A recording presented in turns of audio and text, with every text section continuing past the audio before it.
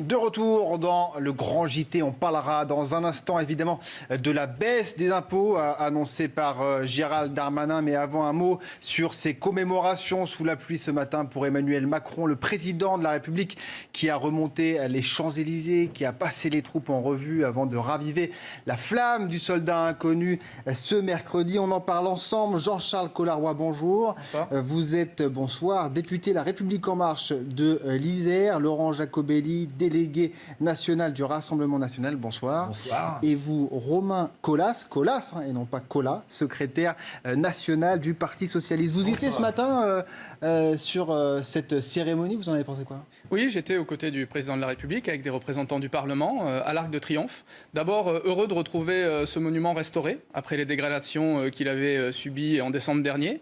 J'ai trouvé les cérémonies... Qui ont coûté plusieurs millions d'euros, je préfère, on le précise. Oui, bien sûr, mais c'est important, c'est un symbole de la France, une cérémonie pleine de solennité, un recueillement, un moment républicain avec l'échange avec les deux anciens présidents de la République, avec le petit-fils du général de Gaulle. Et puis, on l'écoutera dans un instant. Et puis un moment aussi où on se souvient que la paix, c'est toujours un édifice fragile, qu'on doit se souvenir pour ne pas reproduire les errements des années 30 et de cette Seconde Guerre mondiale. Et d'ailleurs, le Premier ministre y a fait référence en faisant un parallèle avec les élections européennes. Romain Colas, pareil, vous avez suivi, j'imagine, ces commémorations. J'y ai participé dans ma commune, puisque je suis maire de Boussy-Saint-Antoine. Et alors, pas avec, évidemment, pour cadre les Champs-Élysées, mais des citoyennes, des citoyens de toute génération, des représentants d'associations. Ils sont concernés, les citoyens, ils étaient présents, ils étaient... Alors, ils étaient moins nombreux, pour vous dire les choses très franchement, que d'autres années, parce qu'ils ont été rafraîchis par le climat. Mais ils étaient, pour ceux qui étaient là, conscients de ce que représente ce moment. Et je suis d'accord, c'est peut-être un des rares accords que j'ai avec le Premier ministre, s'il a fait le parallèle entre cette commémoration et le scrutin européen qui arrive. Et la montée des extrêmes, il a dit. Et évidemment, parce que l'un des héritages de la Seconde Guerre mondiale, un héritage positif, c'est la construction européenne. Et bien sûr, il faut la changer. L'Union européenne, bien sûr, elle dysfonctionne. Et moi, je soutiens des candidats qui veulent profondément la changer. Mais il ne faut pas oublier qu'elle a permis sur notre continent, en tout cas dans l'Europe occidentale, la paix, ce qui demeure à l'échelle de l'histoire de l'humanité et de ses méandres douloureux, une exception. Et ça, il faut que nous en ayons conscience. La paix reste fragile et l'Europe nous a permis de l'acquérir parce qu'elle a créé une interdépendance entre les nations. Eh bien, Laurent Jacobelli, il n'est pas du tout d'accord, lui. Je vous ai vu hocher la tête comme ça. Non, d'abord, c'est un jour toujours très particulier que le 8 mai et ces cérémonies. D'abord, l'occasion de se souvenir de ceux qui ont eu le courage de prendre les armes pour sauver la France, pour rendre son indépendance à notre nation contre l'envahisseur allemand qui avait pris possession d'une partie de notre territoire. Je pense que, et je ne partage pas votre analyse, le 8 mai 45, c'est la victoire des nations. La victoire des nations contre une volonté impériale de l'Allemagne nazie d'avoir toute l'Europe à sa botte pour en faire un grand empire sans frontières et un empire rallié à l'époque. Enfin, ça a donné naissance à la construction à l'Allemagne. européenne. Attendez, je continue. Et c'est la force. Je vais me permettre de terminer. Allez, donc justement, c'est la guerre d'un homme fou qui voulait créer un empire en Europe, et c'est la victoire de nations justement qui ont voulu reprendre leur indépendance et qui n'ont pas voulu justement de ça. Et cette nation, elle s'est réunifiée après la guerre. Elle avait été terriblement fracturée après cette invasion et elle s'est réunifiée. On voit malheureusement aujourd'hui la France se rediviser sur d'autres thèmes, bien sûr, avec d'autres brisures, mais se briser à nouveau. Je pense qu'il y a plusieurs moment moyens d'unité nationale pour vous, mais qui ne dure pas finalement très longtemps. L'unité nationale, je vais vous dire, la pire des choses pour un peuple, c'est de voir sa nation se dissoudre sous le bruit des bottes, comme ça a été le cas en 1939, et c'est probablement la plus terrible des façons. Et il faut évidemment lutter, et une fois encore, je rends hommage à ceux qui l'ont fait. Mais il y a aussi la manière soft, la manière douce de dissoudre une nation, et c'est le projet fédéraliste européen qui ne mène rien de bon. Toutes ces fédérations d'États qui ne voulaient pas être réunies, ça c'est mal terminé. Regardez la Yougoslavie. La nation, ça protège la volonté impériale, comme les fédéraliste européen, c'est ça qui amène la guerre. Nier le fait que on en parlera les juste. premiers acquis de l'Europe, c'est cette paix entre la France et l'Allemagne, et puis l'ensemble des autres pays qui se sont agrégés progressivement. Parce qu'aussi, on a accepté de faire des accords commerciaux, de partager ensemble des valeurs et du commerce, une monnaie. C'est vraiment un des acquis majeurs de l'Europe. Nier cela, c'est vraiment une différence de valeur fondamentale. Sauf que c'est allé trop loin. Bon, c'est vous allé n'êtes trop pas loin. d'accord. Vous n'êtes pas d'accord sur la question. Vous parlez même d'une armée européenne. Que se passera-t-il demain? On en parlera. Vous anticipez un petit peu, Laurent Jacobelli. Ça sera notre thème dans notre deuxième partie du débat. J'aimerais juste qu'on regarde cette séquence entre le petit-fils du général de Gaulle, Yves de Gaulle, et le chef d'État, et on en discute. Et la République va bien grâce à vous. Écoutez, c'est pas facile, ça je m'en ai conscience. C'est pas ça qui m'arrête. On a qu'à affronter bien plus dur. Oui. Romain Colas, la République, elle va bien grâce à ce que fait Emmanuel Macron, comme le dit Yves de Gaulle? J'ai pas le sentiment que notre République se porte bien.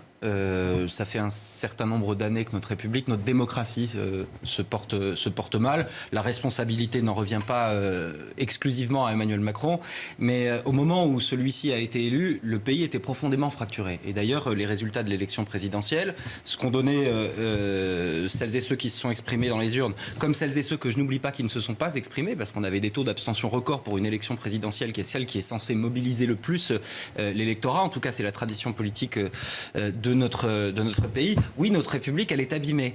Et Emmanuel Macron a été élu dans un pays profondément fracturé. Les Français l'avaient exprimé au moment de l'élection présidentielle, et le sentiment que j'ai, mais je ne veux pas, après la parole du petit-fils du général de Gaulle, créer inutilement de la politique, mais je n'ai pas le sentiment que les fractures qui bouleversent, qui traversent notre pays, qui l'abîment profondément et qui donc abîment la République, aient été réparées par Emmanuel Macron. Bien au contraire, j'ai le sentiment que sa politique, une forme aussi d'arrogance dans sa pratique du pouvoir, les a aggravés. Jean-Charles Colas-Roy, est-ce que la République, elle est tenue par Emmanuel Macron?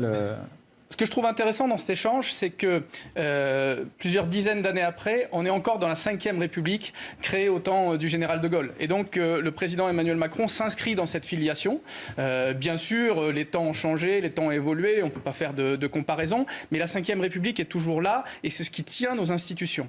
Après, je vous rejoins sur l'inquiétude quant à l'abstention dans les différentes élections. Et ça, nous avons un travail collectif à faire pour réintéresser les Français au fait d'aller voter, de se passionner pour les élections. Pour les élections et notamment les élections européennes. Et on en parlera un mot rapidement, Laurent Jacobelli, parce qu'il faut qu'on passe aux impôts. Après, c'est important. Oui, mais c'est important parce qu'on parlait d'une République fracturée. Emmanuel Macron aurait dû être celui qui rassemble la nation française et le peuple français. Il a été celui qui l'a divisé probablement le plus profondément des présidents de la 5e République. Est-ce que c'est pas faire un peu de les Français, les Français qui profitent de la mondialisation contre ceux qui en souffrent. Les gilets jaunes contre les vestes bleu marine des policiers. Les Français qui sont à la retraite. Vous réécrivez totalement les Français. Est-ce que je vais pouvoir terminer une phrase, s'il vous plaît? Les Français qui vont travailler, les Français qui sont à la retraite. Bref, il n'a eu de cesse de diviser les Français les uns contre les autres, et il a manqué à son devoir là-dessus du président de la République. Et quand j'entends qu'on le compare au général de Gaulle, j'ai mes oreilles qui saignent, parce que lui, le général de Gaulle, n'a eu de cesse, d'abord dans la résistance, de travailler avec toutes les tendances de Français, et puis après de tous les unir, notamment avec un beau modèle social que le monde entier nous envie et qu'Emmanuel Macron met très fortement à mal. C'était une autre époque aussi. Oui, c'est une autre époque, bien sûr, mais de là à tomber dans une époque déshumanisée, presque barbare aujourd'hui pour ceux qui travaillent ou ceux qui sont en retraite, eh bien, il y a un chemin. Ce sont des caricatures. Et je crois que M. Macron, c'est ce que pensent beaucoup de Français, je crois que M. Macron a une forte responsabilité. Bon, on va passer aux impôts, puisque le ministre des Comptes publics, Gérald Darmanin, l'a annoncé ce matin chez nos confrères du Parisien. 300 € de moins par an en moyenne, c'est ce que 95% des contribuables paieront en moins. 300 €, certains trouvent que ce n'est pas assez. Jean-Charles Colas-Roy, 300 €, selon vous, c'est assez pour ces Français qui ont manifesté leur mécontentement pendant des semaines, pendant presque des mois? Bon, d'abord, je comprends qu'on veuille toujours vouloir plus. Donc, je ne dirai jamais que c'est assez ou que c'est suffisant. Malgré tout, c'est une bonne nouvelle pour les Français et l'ensemble de ceux qui payent l'impôt sur le revenu. Et ça vient s'ajouter aux 10 milliards de mesures qui avaient été annoncées en décembre dernier par le président de la République. Alors voilà, regardez, donc 17 millions de foyers qui sont concernés, 95% des contribuables, 300 € voilà, de baisse moyenne par an par foyer fiscal. C'est une moyenne, ça ne tient pas en compte la suppression de la taxe d'habitation, si je ne dis pas de bêtises. Bien sûr, et il a été précisé aussi par le ministre des Comptes publics et puis le Premier ministre que la baisse serait d'autant plus grande sur les premières tranches d'impôt sur le revenu. Donc c'est vraiment les classes moyennes ou les premières tranches de contribuables qui bénéficieront le plus de ces baisses. Et Gérald Darmanin indiquait que pour un foyer ou un Français qui touche 2 000 € par mois, eh bien, entre la baisse de la taxe d'habitation et la baisse d'impôt sur le revenu, ça serait un gain de 850 € par an de pouvoir d'achat, ce qui est non négligeable. Et le Premier ministre aussi a indiqué qu'en 2019, pour la première fois depuis 12 ans, eh bien, les Français allaient gagner 2% de pouvoir d'achat, ce qui est vraiment conséquent. C'est un effort que la nation fait parce que nous voulons que le travail paye plus, paye mieux, relance de l'activité, baisse du chômage et que le travail paye mieux. Bon, Gérald Darmanin l'a annoncé aussi, ça sera financé par la suppression de certaines niches fiscales dans les entreprises. Est-ce que justement ça n'a pas baissé la productivité des entreprises ? C'est toute la duplicité de ce gouvernement et des annonces de M. Darmanin. Vous savez, il me fait un peu penser à ce voleur de portefeuille qui vous prend votre portefeuille le lundi et qui, une fois qu'il... Alors regardez, coup de rabot sur les niches fiscales des entreprises, 3000 agents envoyés en zone rurale, économie sur les loyers des bureaux, suppression de commissions. Je continue quand même, ma métaphore, elle est importante, parce qu'on nous dit qu'on va faire un cadeau fiscal de 5 milliards aux Français, mais... Vous savez de combien en 2018 les taxations sur les ménages français ont été de 4,5 milliards supplémentaires. Bref, je vous rends d'une main ce que je vous ai pris de l'autre, en sachant que ces 4,5 milliards ne comprenaient pas les 3,5 milliards de cadeaux aux plus riches. Donc c'était un poids beaucoup plus gros. On nous parle de pouvoir d'achat.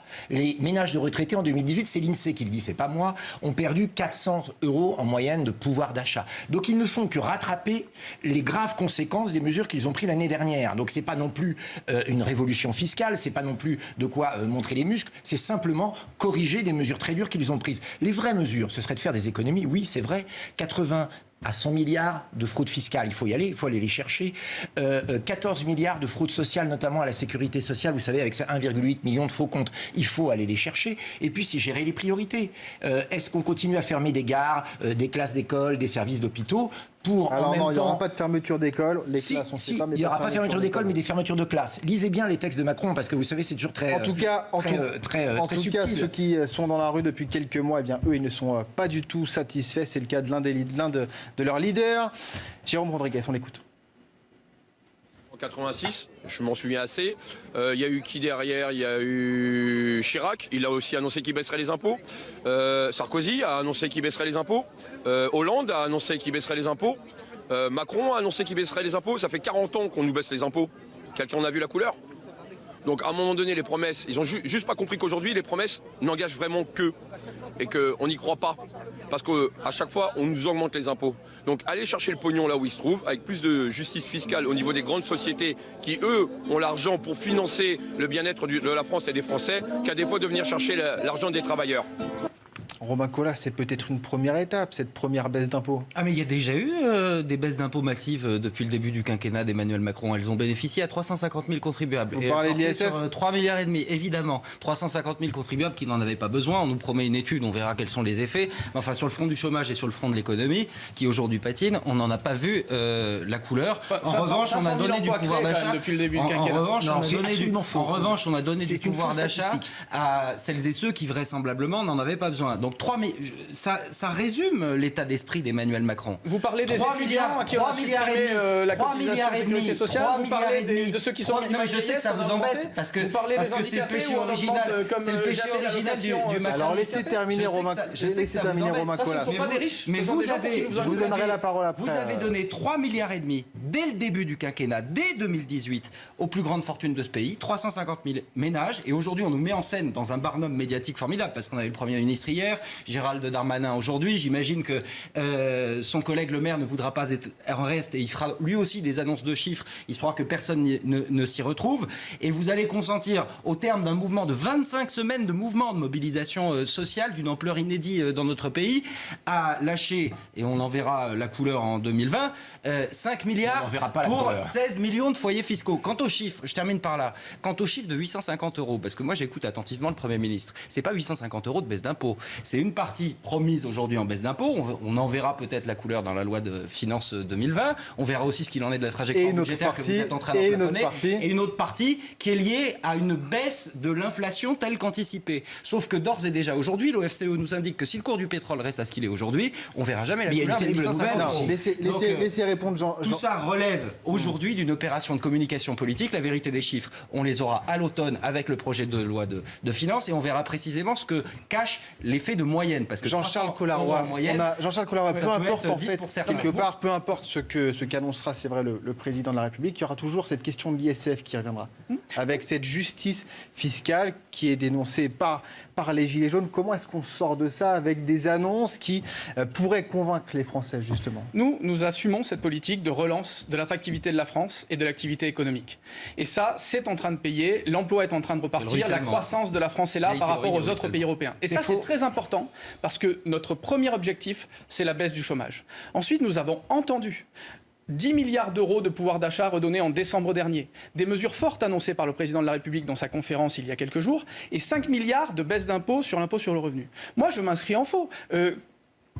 Les oppositions poussent des cris d'orfraie quand on réforme les APL et qu'on diminue de 5 € par mois les APL. Mais on ne les entend pas quand on augmente au niveau du SMIC l'équivalent de 100 € par mois en passant par la prime d'activité pour l'ensemble des salariés au niveau du SMIC. 100 € par mois. Mais ce n'est pas comparable. Mais quelle est la stratégie ?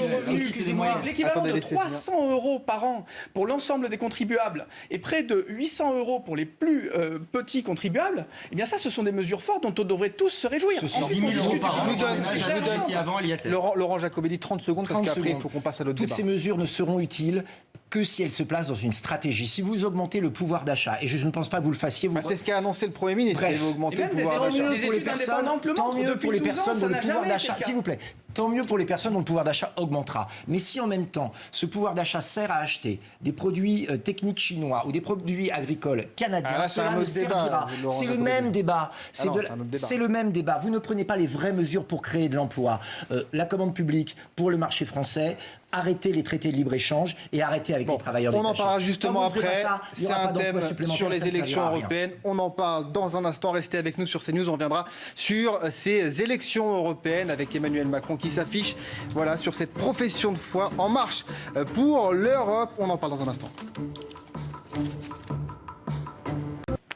De retour dans le Grand JT, on va parler maintenant des élections européennes. La République En Marche, regardez, qui a annoncé son programme pour les élections européennes. Emmanuel Macron qui apparaît sur la profession de foi du programme de la République En Marche. Nicolas Sarkozy et François Hollande ne l'avaient pas fait, Jean-Charles Collaroy. Voilà cette affiche. C'est pas risqué un peu pour le président de la République avec sa cote de popularité qui a fortement chuté quand même depuis 2 ans de s'afficher comme ça sur cette profession de foi ? Non, je ne crois pas. Au contraire, c'est cohérent. D'abord, les anciens présidents, Nicolas Sarkozy ou François Hollande, étaient venus soutenir aussi les listes qui leur étaient proches. Alors, ils ne s'étaient pas affichés comme ça, mais ils étaient venus soutenir. Je crois que c'est normal que le président de la République vienne encourager la liste qui soutient sa vision de l'Europe. Et c'est un sujet de valeur. Aujourd'hui, nous sommes au coude à coude avec le Rassemblement national dans les sondages. Et c'est important pour la France de montrer que ce n'est pas le Rassemblement national qui va incarner le premier parti en Europe. C'est donc très important, très stratégique. Et puis, quand même, dans notre campagne présidentielle, souvenez-vous-en, En Marche était le seul parti à faire des meetings pro-européens. Il y avait autant de drapeaux européens que de drapeaux français dans notre campagne présidentielle. Le président de la République faisait campagne pendant la présidentielle sur ce sujet. C'est donc normal qu'il s'investisse aussi et qu'il soutienne cette liste et son programme. Donc ce n'est pas un pari risqué pour vous. Je vous donne la parole, Laurent Jacobelli. J'aimerais juste qu'on entende Yannick Jadot, le député européen Europe Écologie Les Verts. Emmanuel Macron, directeur de campagne, ça ne lui plaît pas du tout. Emmanuel Macron est en campagne permanente. D'ailleurs, c'est un exercice dans lequel il faut reconnaître qu'il est bon. Moi, ce que j'aimerais, c'est qu'il soit bon en tant que président en exercice. Il ne vous a pas échappé que pendant tout le grand débat, il a fait campagne.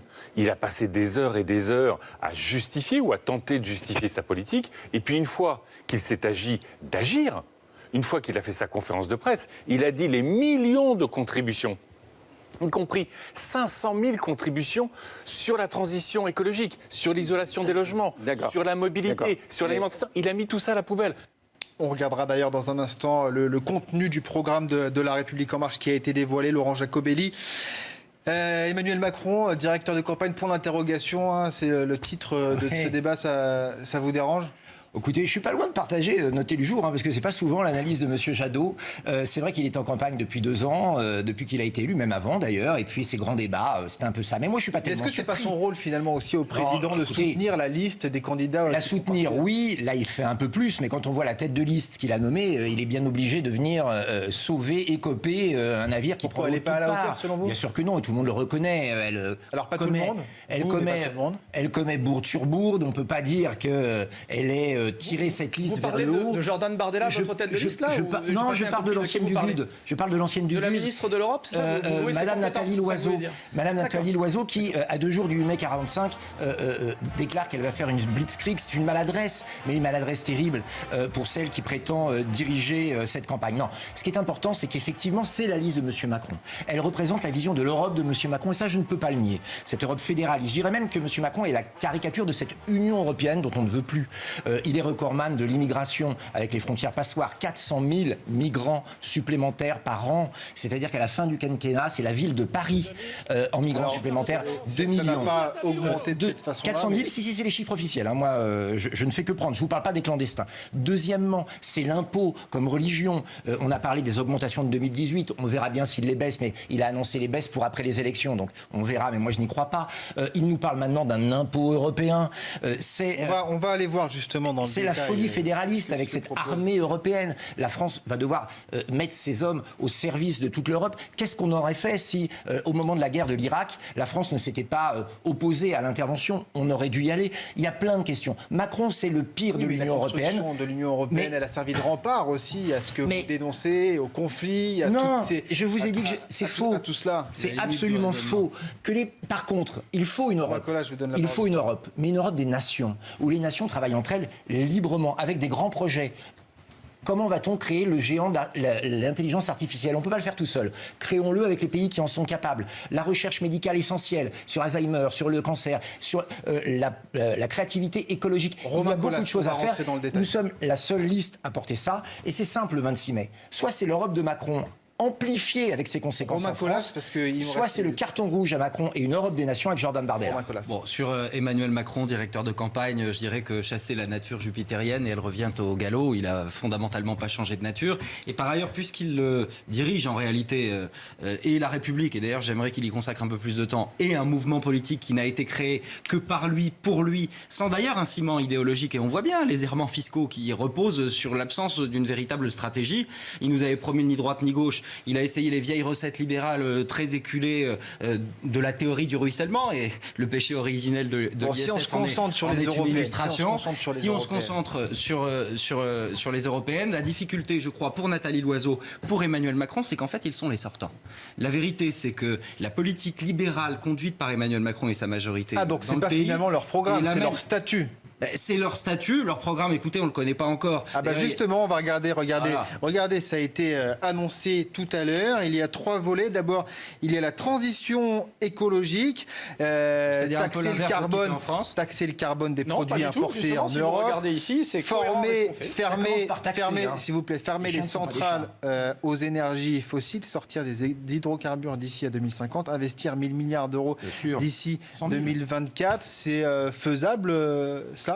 Bien sûr. Et en plus, la France donne l'exemple. Sur le glyphosate, par exemple, qui est un autre des points de notre programme, ou sur les plastiques, ou sur les phytosanitaires, la France donne l'exemple. L'Europe voulait renouveler pendant 5 ou 10 ans. Qui En proposait de France, les interdire. nous essayons de le faire Vous en l'avez 3 repoussé. ans avec les agriculteurs. Bien oui, parce que nous avons deux visions différentes là.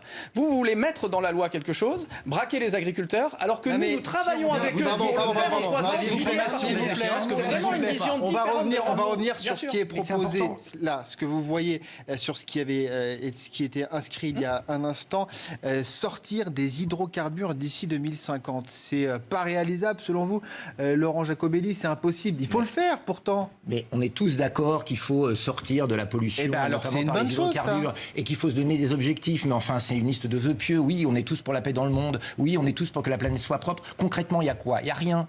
Ce sont des mots creux comme à chaque fois. Et puis, monsieur, vous serez sûrement étonné d'apprendre que les députés européens élus sur la liste En Marche iront rejoindre ceux de la LDE, qui est un autre groupe européen qui est financé, devinez par qui? Ouais. Monsanto, Ça, je crois que c'est le producteur passé. du Vous savez, glyphosate. nous sommes une liste qui avons une charte vous voyez aussi les contradictions. d'intégrité, Vous voyez les d'éthique, comme d'autres contradictions. listes d'ailleurs. C'est Non, le mais cas des socialistes. Mais il y a vous quelque chose- irez Non, je vais rejoindre quelle terminer. liste, monsieur? Je vais terminer. La liste des populistes? Je vais La liste terminer. de ceux qui sont je vais xénophobes? terminer. Laurent, Non, non, non, Salvini, je redonne Orban, la pas parole, d'insulte. Jean-Charles Je ne vais pas parler de nous, j'ai Collard. parlé de la liste de Mais il ceux n'est qui sont pas plus xénophobes en Italie. xénophobe que vous et moi. D'ailleurs, il est adulé par Salvini quand il va dans la rue, il est applaudi. Macron, il est Finissez hué. rapidement. Je souhaite à Macron la même popularité. Mussolini que Salvini était applaudi. Et le Ouais, même ouais, résultat. Pas de comparaison douteuse. Pas de comparaison douteuse. Surtout quand on fait partie. Bah, l'applaudimètre n'est Laurent pas un critère Jacobelli, d'appréciation des finissez valeurs. Non, mais c'est s'il vous honteux plaît. les méthodes que vous utilisez. Romain On est Colas, d'accord. je vous donne la parole. C'est une association d'idées qui est honteuse et qui n'est pas à la hauteur du débat démocratique. Nous représentons 11 millions de Français, je ne pense pas que... Allez-y, qu'ils doivent Laurent. être Salvini sélectionnés. et Orban sont des parole de populistes. Savini. Si vous Salvini et Orban sont Mais des continuez populistes. à m'insulter, j'irai au Allez-y, bout. il nous reste 3 minutes. allez-y. Dans votre programme, il y a marqué consolider Schengen. Schengen, ce sont les frontières passoires. C'est la France sans frontières qui a laissé passer des terroristes, qui laisse passer des milliers, des centaines de milliers de migrants illégaux. Voilà ce que vous voulez pour la France, c'est-à-dire mettre les Français en permanence en insécurité, détourner en permanence les dotations sociales de ceux qui en ont besoin en France, les Français, vers ceux qui arrivent avec l'aide d'urgence médicale, avec l'hébergement des migrants. Vous voulez 16 000 logements supplémentaires. Vous êtes contre l'aide Vous médicale êtes- d'urgence Oui, Il ne faut monsieur. pas soigner les gens Il faut d'abord pas les accueillir. Alors mais une fois qu'ils sont en regardez. France, Non mais on ne Alors, devrait pas y être, monsieur. Une fois qu'ils sont en France, il ne faut pas les soigner. S'il vous plaît, regardez problème de sur, santé regardez, publique, tout le monde le sait. regardez ce programme Un de la milliard. liste Renaissance, notamment, j'aimerais qu'on s'attarde sur ce SMIC adapté à chaque pays européen. Ce qui ne veut Évidemment, strictement rien ça dire. fait référence aux travailleurs Pipo. détachés que vous dénoncez depuis des années, Laurent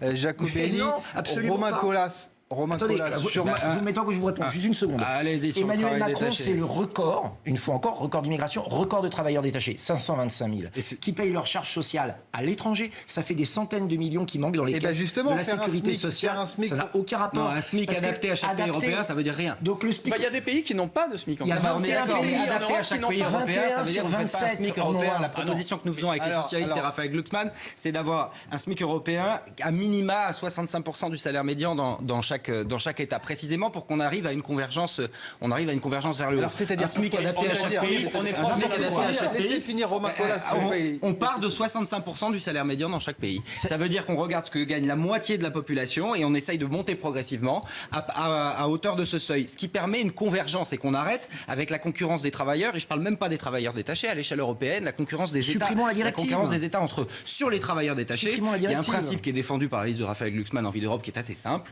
c'est qu'il faut qu'on arrête de se payer de mots, à travail égal, salaire égal et cotisation sociale égale. Et ça, on a les moyens de le faire. Et de ce point de vue-là, Emmanuel Macron nous avait fait de belles promesses, comme d'ailleurs sur l'ensemble du champ européen dans ses discours de la Sorbonne, dans ses discours d'Athènes. Et force est de constater Eh ben, vous êtes d'accord qu'il avec n'a nous. aucun... Bon, je peux Merci avoir... de nous rejoindre. je peux avoir Alors, parfois vous des êtes points d'accord avec vous quand contre on Emmanuel constate Macron, des d'accord, je vérités et suis des pas sûr. évidences. Sur ce les point valeurs, on précis- est très très loin Sur l'un de ce l'autre. point précis, oui, bien sûr.